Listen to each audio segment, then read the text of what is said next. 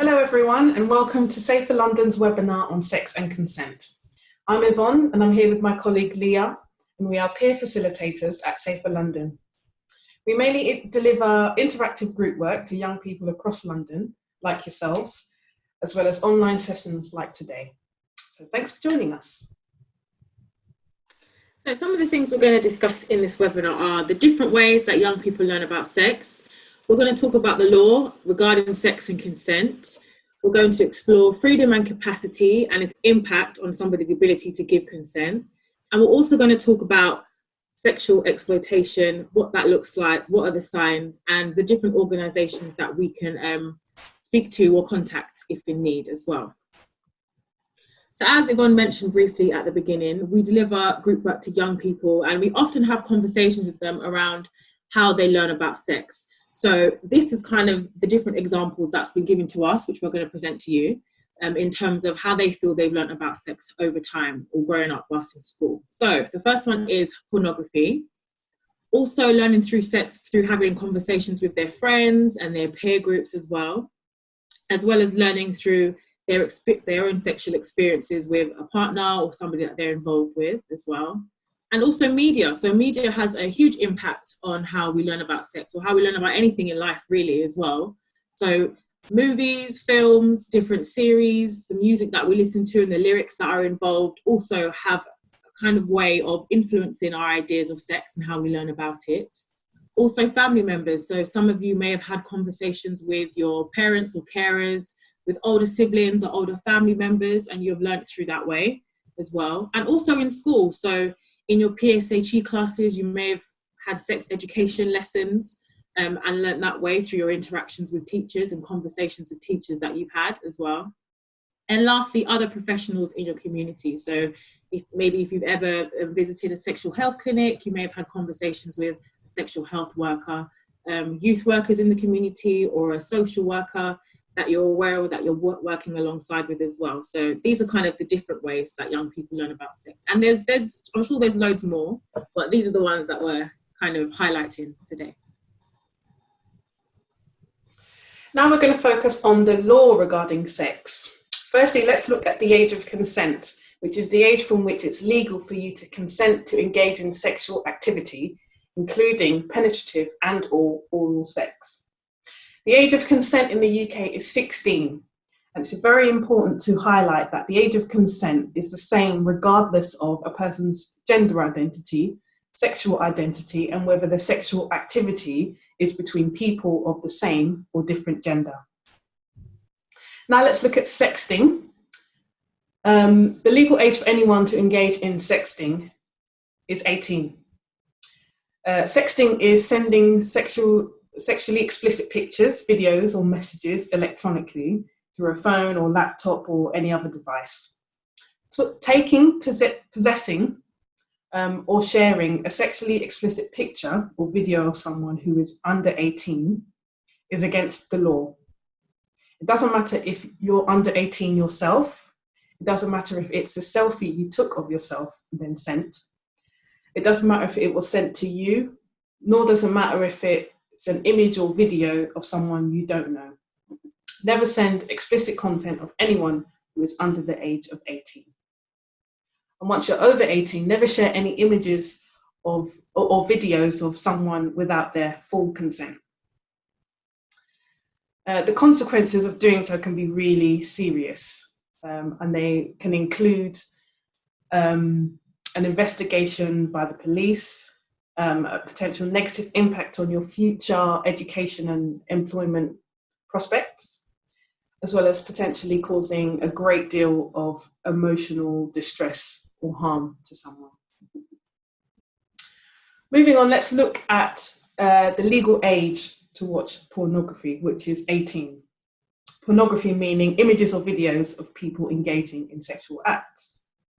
We'll be discussing the impact of pornography in a bit more detail later in the webinar. It's important to state that there are certain types of pornography that are illegal to look at, watch, and or share, and doing so can get you to serious trouble with the law, regardless of your age. For example, as mentioned earlier, any images or video content that involve a child or young person under the age of 18. There's also degrading pornography, which can include someone humiliating another person. There's also violent pornography, which can include scenes of rape or sexual assault.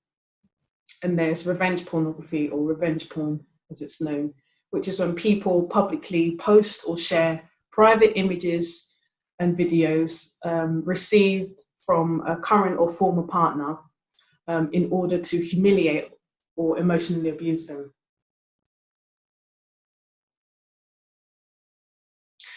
Now we're going to look at the impact of pornography on young people, particularly in terms of young people's relationship expectations and self-esteem. As mentioned earlier, it's illegal for anyone under the age of 18 to access pornography, but it's widely known that many young people under the age of 18 still access it for various reasons despite this. A recent report named "I Wasn't Sure It Was Normal to Watch It" was carried out by the Office of the Children's Commissioner for England, the NSPCC, and Middlesex University. And in this report, several young people were asked about their views and experiences regarding pornography. Some of the key findings from the study were that pornography can give young people ideas about the type of sex they want to try, with almost half of 15 to 16-year-olds sharing that pornography has given them ideas of sexual practices they would like to emulate or copy. Another finding was that 53% of boys believed that the pornography they had seen was realistic, compared to 39% of girls. A number of girls also said that they were worried about how porn would make boys see girls and the possible impact on attitudes to sex and relationships. A young woman aged 13 stated that pornography can make a boy not look for love, but look for sex, and it can pressure girls to act, look, and behave in a certain way before they might be ready for it. Okay, so you may have heard the phrase that no means no, which is a true statement. No does mean no. However, this phrase doesn't always give the full picture of what goes into decision-making when giving consent. So, in fact, this phrase puts a responsibility on one person to resist or accept an activity, which isn't the case with consent. So what is consent? Consent is to give permission for something to happen, agreeing to do something, and being comfortable with that decision. Consent requires that someone has the capacity and the freedom to choose to have sex or not.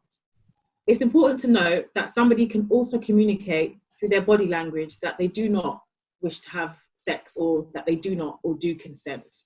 So this may look like someone becoming tense or nervous or uncomfortable. Therefore, it's important to remember that we can't assume another person is giving consent just because they haven't said the words yes or no.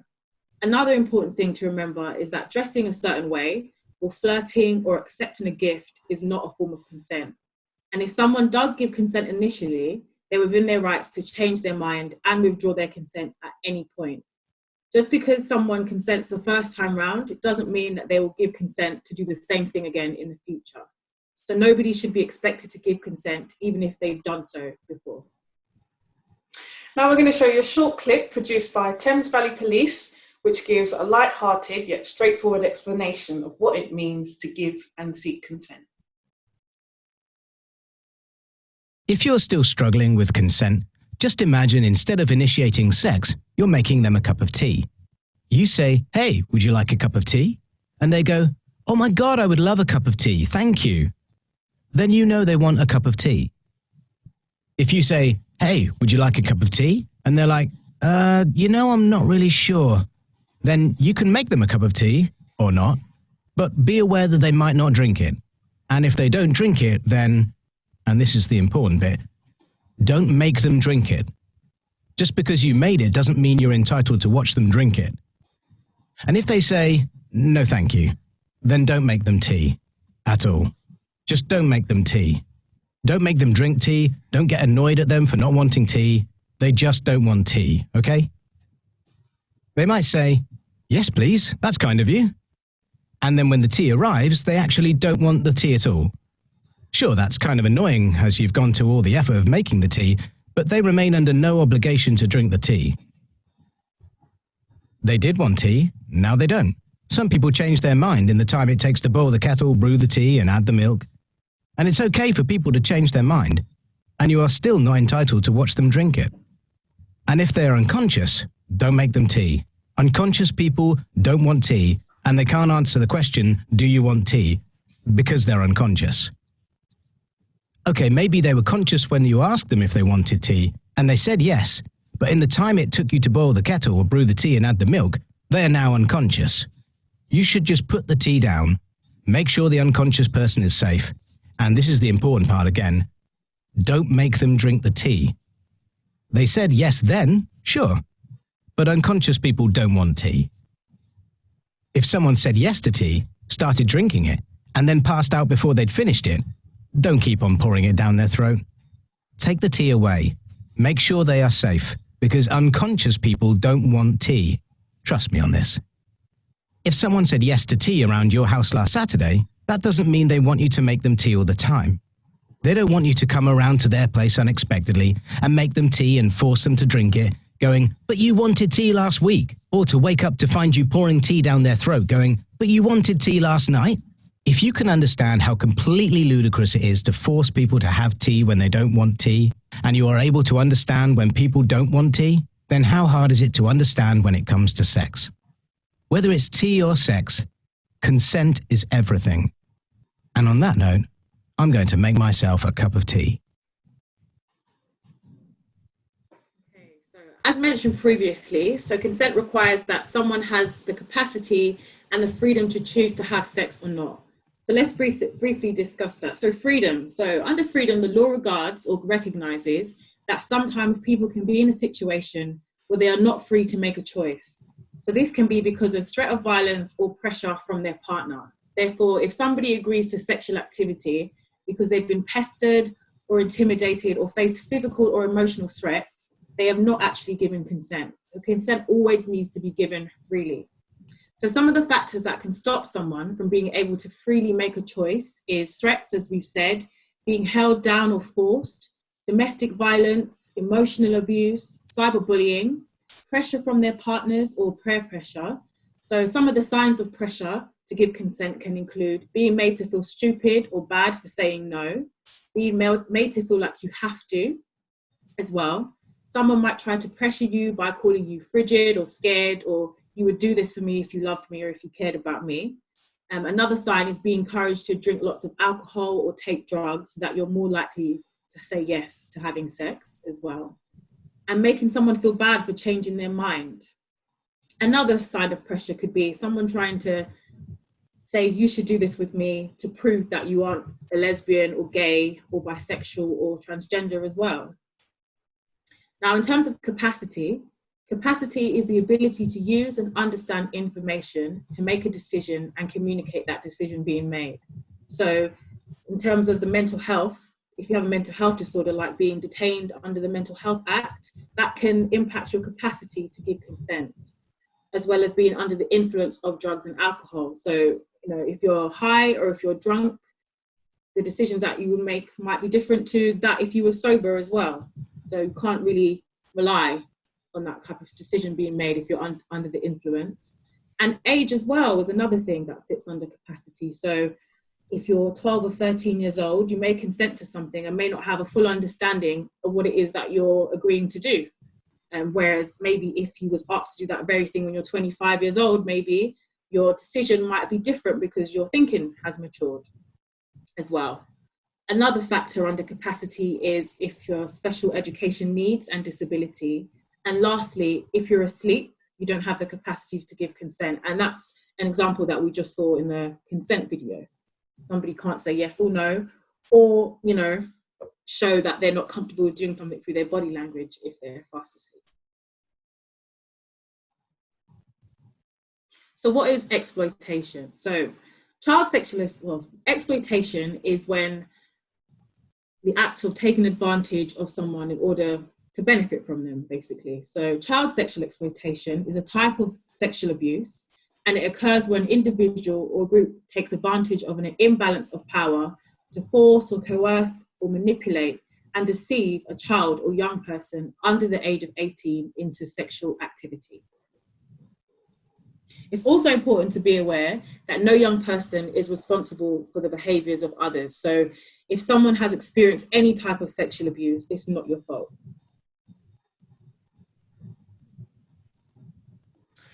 Now we're going to look at some of the different, more widely known forms of exploitation that some young people may be at risk of harm or exposed to. For example, there's the older boyfriend, girlfriend, or partner model, whereby a young person is befriended, groomed, and exploited by an adult individual posing as a legitimate partner. So a young person will be manipulated by these adult perpetrators into thinking that they are in genuine relationships. Another known type of exploitation is peer-on-peer exploitation, which is when a child or young person is sexually exploited by other young people known to them through school, their neighbourhoods, or through mutual friends. Peer-on-peer exploitation is often associated with gang activity and mostly affects young women, but boys and young men can also be victims of this form of CSE.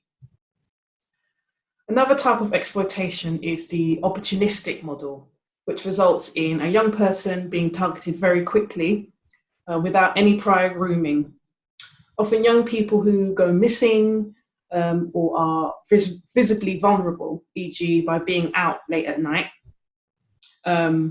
or in adult environments, these young people may be at higher risk of this type of harm. And there's also online exploitation, and this usually involves adults or peers deceiving and exploiting children and young people into producing sexual images of themselves, engaging in sexual chat online or sexual activity over a webcam. Children and young people can be groomed online by perpetrators, manipulated and coerced into meeting up with them in secret, or images can be screenshot and saved to blackmail young people, which can be obviously both frightening and intimidating. Oftentimes, these models don't work in isolation of one another, but can be present or overlap in a young person's life. For example, a young person can be exploited by their peers online or be targeted and groomed by an adult online as well. Opportunistic exploitation and abuse sadly can take place online as well on websites such as Omegle, which many young people have experienced and reported. Okay, so some of the possible signs of exploitation. So before I go on, I'm going to ask if you have your phone nearby, if you just take a picture of this slide, and I'll say why later on in the webinar. So some of the signs are being kept out late or staying overnight, being made to skip school as well, being given gifts in return for doing something for somebody. Another sign of exploitation is being given unexplained new possessions as well, or being befriended by people that are considerably older than you as well is another sign of exploitation. It's quite a common one. Being encouraged to use drugs or alcohol or go to places that aren't appropriate for your age, like going to a club as well. Being encouraged to engage in potentially harmful sexual behaviour. This can include sexting and sending nudes, which we mentioned before, as well as possibly being encouraged to dress in a sexualised manner as well.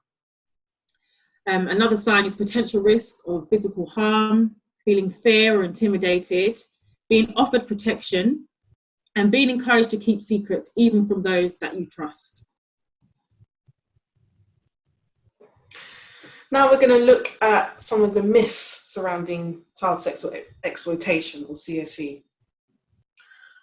The first one is that CSE is very rare and doesn't happen where we live. Sadly, CSE is very common and takes place in various different forms, such as some of the ones that we looked at earlier.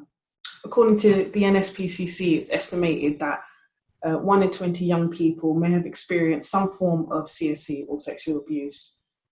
However, it's likely that this number may be higher due to the fact that young people, there's still a large number of young people who have not disclosed or reported of their experiences for a number of complex reasons. The next myth is that CSE only happens to girls and young women. It's true that young women and girls are more likely to be victims of CSE, but boys and young men can also be victims. This myth in particular prevents male victims of CSE from coming forward to report what's happened to them, their experiences, and also prevents professionals from looking out for signs and taking actions to protect them. Another myth is that CSE only happens to children who are in care or who come from a bad family or of a particular race, religion, or economic background. While there are certain factors that might make a young person more vulnerable to CSE, it does not mean that, for example, all young people in care and all young people from a low-income family will definitely experience CSE. CSE can affect any child or young person from absolutely any background. Another myth is that CSE only happens to older children. Unfortunately, young people as young as 11 years of age have experienced CSE. Another myth is that a lot of these exploited children are over 16 and have consented to sex. This is another extremely harmful and false view. Just because a young person has reached age of consent, it does not mean that every sexual experience they have is consensual. And as we heard just a moment ago, young people as young as 11 have sadly been victims of CSE.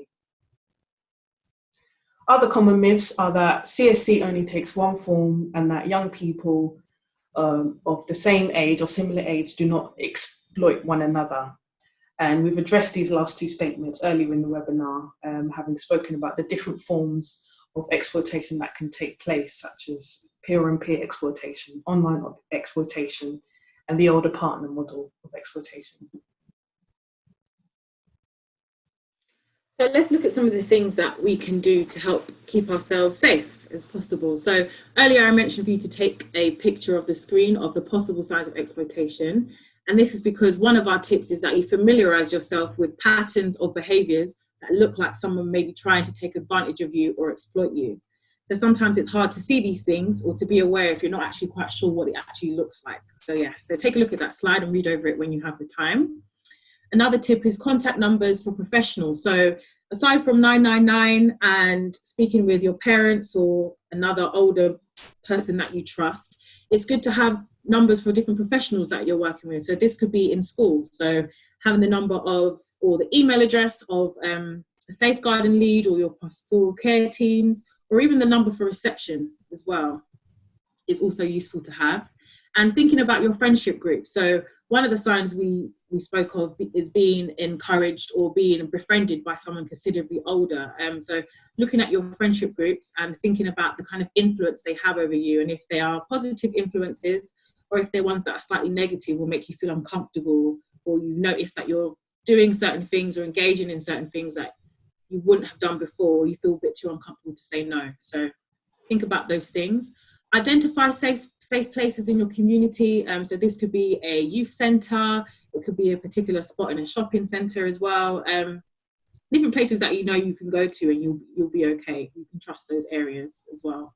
And look out for your friends. So not everyone is comfortable with asking for help, and some may not even realise that they're at risk. So it's always good to kind of have these conversations with your friends and check in with them. Now, in terms of safety online, one of the tips we suggest is the billboard test, which some of you may have heard. So the billboard test is before you post anything online, like any picture of yourself or anything about yourself, basically, ask yourself, would you be happy to put that on a billboard for the rest of the world to see? And if not, then perhaps you shouldn't post it. So that's just something to think about. And also think about the age limits. I know sometimes there's loads of different apps and we all want to use them, but the age limits are there for a reason. So think about that before you choose to engage with different social media sites. And also don't share personal information. So that doesn't just include your home address, but it also includes things like your school address. So if you're going to put up a picture or if you're going to be on Snapchat, be careful that you don't have like your school logo on your uniform showing, because then that could also put other students at risk as well. Another tip is don't meet with anyone that you have met online, but if you still plan to go ahead with meeting somebody online, always make sure that you tell someone or try your best to go with someone if you do decide to go as well. And last but not least, we have download the Find My Friends app. So unfortunately, this app is only for iPhone users, but it's quite a good app in terms of what you can do is share your location with your friends, or you can share your location with your parents. So say, for instance, if you are going to meet someone that you've met online, you can let your friends know and they'll be able to track your location. If anything was to happen to you, they'll be able to tell the police or tell your parents this is where they are, and somebody will be able to come and help you. There are similar apps on Android, such as Friend Locator. So there are equivalents on Android. So yeah, shout out to the Android crew as well. So yeah, it's important for you to try and think about some of the safe and trusted people in your life that you're able to confide in. Share your worries, concerns, questions about anything that you might be struggling with, and particularly anything that we've discussed in the webinar today. This could be someone at your school, such as a teacher or a pastoral care lead or form tutor. It could be a parent or carer, and it can be someone from your wider family network, such as an aunt or an uncle or an older cousin or even an older sibling. It could also be a professional from a local community organisation, such as a youth worker in a local youth club that you attend. Or it can also be a trusted professional from a key organisation that supports children and young people, such as Childline, that you're able to speak to confidentially and anonymously. Following on from that, here are some different support services that you can access. Not just if you have something bad has happened and you need to speak to someone, but you can also go on these organisations just for more of an awareness and just for a little bit more of an understanding about healthy relationships and those sort of things. So Think You Know offers advice to young people on sex and relationships and staying safe online. And then Disrespect Nobody is also a useful organisation that helps you to learn and understand what a healthy relationship is and the different characteristics that sit within that. And then we also have fearless.org. So Fearless is a service that allows you to pass on information about a crime, and it's 100% anonymous. So you wouldn't have to give any personal details about yourself on there. And then to your right, there's just also some other organisations that you can have a look at in your spare time. So The Mix, NSPCC, which we've mentioned before, Childline, and also Love is Respect. Once again, thanks so much for joining us. As we mentioned earlier in the chat box, please let us know if you have any comments or questions about anything we've discussed today.